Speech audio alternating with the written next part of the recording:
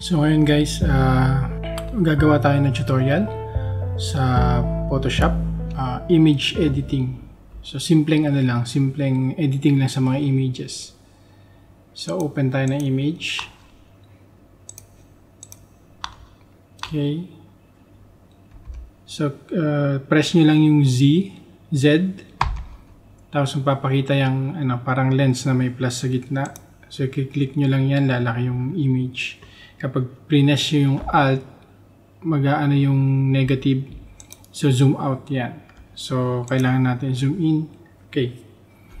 Next na gagawin natin, gawa tayo ng, i-click nyo lang yung nakalock siya eh. So i-click nyo lang yan, tapos press yung Alt, tapos click and drag para magawa tayo ng kopya. So ito yung original image natin.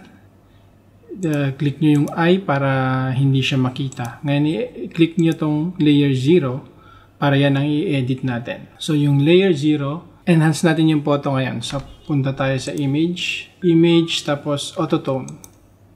Yan. So autotone, nagbago na yung image. So makikita nyo dito, ito yung bago, ito yung original na image. Ito yung bago, mas light na siya.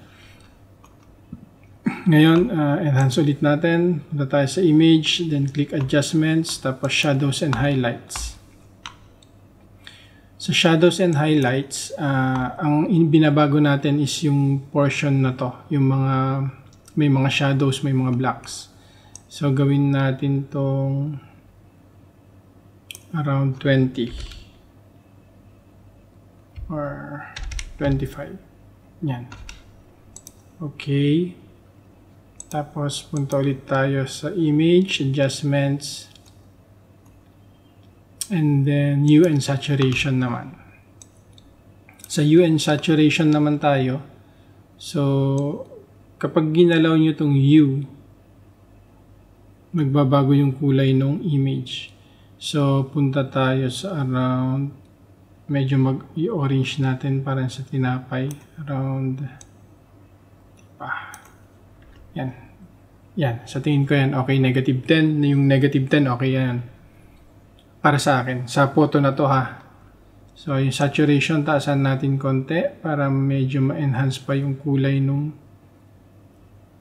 orange, yung tinapay. So, around plus 5. Huwag masyado kasi mukhang na.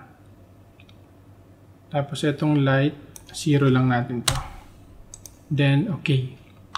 So ngayon, check nyo yung pagkakaiba. Ito yung old, yan na yung bago.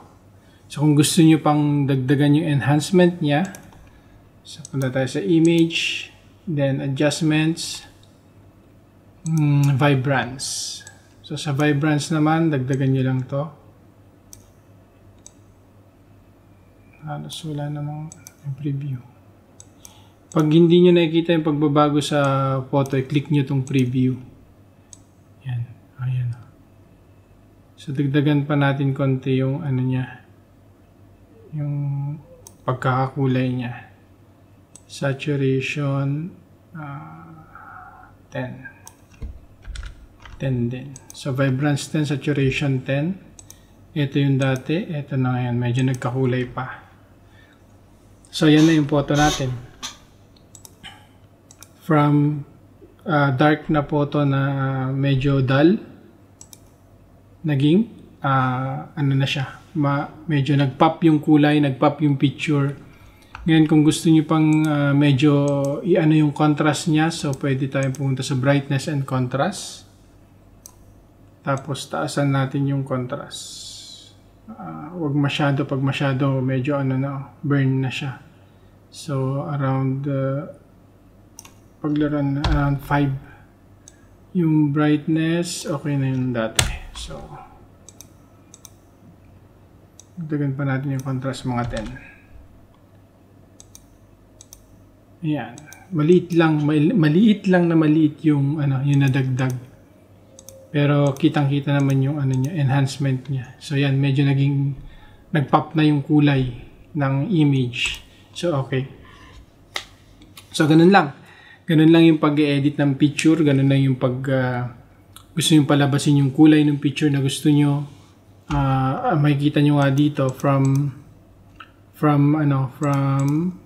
dull na photo, yan, dark na dull, nagpop yung photo at saka nakita nyo yung yung talagang itsura ng tinapay. Ganun lang mag-edit ng photo. So kung meron pa kayong gusto malaman, comment nyo lang sa comment below. Okay, maraming salamat, hanggang sa susunod. Bye bye.